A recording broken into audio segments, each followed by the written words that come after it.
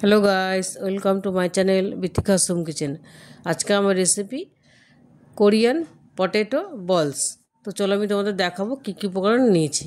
এখানে আমি সেদ্ধ আলু নিয়েছি একটা, পুরো ভালো করে সেদ্ধ করে নিয়ে ম্যাশ করে নিয়েছি 2 চামচ কর্নফ্লাওয়ারের সঙ্গে আলুটা মিক্সিং করব। নিয়েছি লঙ্কার গুঁড়ো, সাদা তিল, রসুন কুচি, টমেটো সস, আর আমি এটা একটা সস বানিয়েছি। আর নিচে সয়া সস, গোলমরিচ গুঁড়ো, নুন আর সাদা তেল। প্রথমে আমি আলুটা আর কর্নফ্লাওয়ারটা একসঙ্গে ভালো করে মিক্স করব। আলুর মধ্যে কর্নফ্লাওয়ার দিলাম, নুন দিলাম, সাদা তেল। এটা আমি ভালো করে এবার মাখবো। একটু দেবো গোলমরিচ গুঁড়ো দিয়ে এটা ভালো করে আমি মেখে নেব। আমি এটা ভালো করে মিক্সিং করে নিয়েছি, ভালো করে মেখে নিয়েছি সুন্দর করে। আমি ঠান্ডা জল নিয়েছি, এটা বলতে ভুলে গেছিলাম আমি। এবার এটাকে আমি ছোটো ছোটো বল আকারে তৈরি করে নেব। দেখো সুন্দর করে এরকম বল বল করে নেব, গোল গোল করে সুন্দর ছোটো ছোটো লেচি করে। দেখো সব কটা আমি রেডি করে নিয়েছি সুন্দর করে। দেখো এখানে আমি জল ফুটতে দিয়েছিলাম গ্যাসে। এর মধ্যে আমি এই বলগুলো এখন ছেড়ে দেবো। ছেড়ে আমি একটু ফুটিয়ে নেবো। এগুলো যখন ফুটে যাবে তখন সুন্দর, যখন ওপরে ভেসে উঠবে তখন মনে করবো এটা মোটামুটি হয়ে এসছে।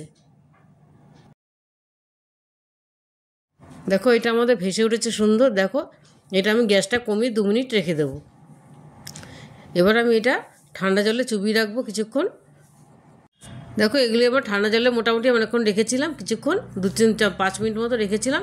আমি এবার এগুলো তুলে নিলাম, এক একে আমি সব কটা তুলে নিলাম।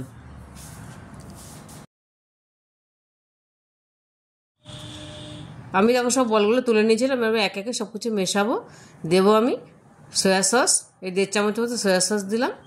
এবার আমি এর মধ্যে দেবো টমেটো সসটা দিলাম আমি। এবার তোমরা এটা বাড়িতে বানিয়ে দেখবে, ভীষণই ভালো হয়, খুবই ভালো লাগে। টমেটো সসটা মেশাচ্ছি এবার।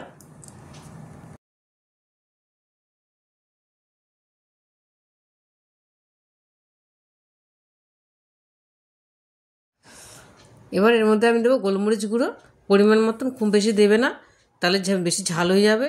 যেহেতু আমি আবার দিচ্ছি এবার আমি লঙ্কার গুঁড়ো, ঝাল লঙ্কার গুঁড়ো এটা কম করেই দেবে, নাহলে বাচ্চারা খেতে পারবে না।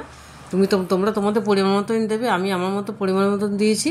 আমি আরেকটু দিয়ে দিলাম টমেটো সস, এটা কম হয়ে গেছিলো। এবার আমি এটা ভালো করে নাড়িয়ে নেব। এরকমভাবেই নাড়াবে, চামচ দিয়ে বেশি নাড়াচাড়া করলে এটা ভেঙে যাওয়ার ভয় থাকে। একটু হালকা হাতে নাড়তে হবে এই বলগুলো।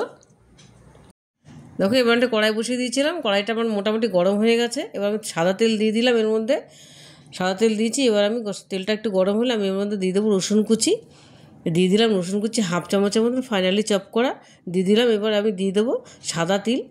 এবার আমি এটা হালকা লাল লাল করে ভেজে নেব, হালকা লাল লাল করে।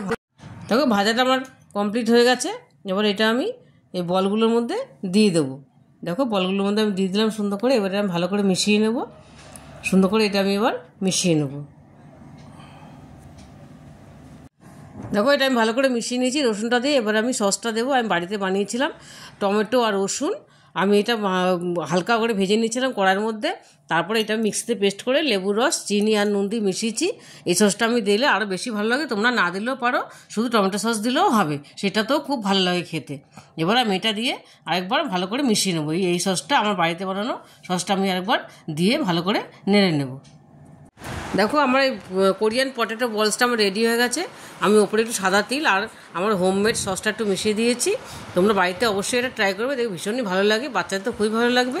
এই রেসিপিটা তোমাদের ভালো লেগে থাকে তাহলে আমাকে লাইক, শেয়ার আর সাবস্ক্রাইব করতে ভুলবে না। টাটা।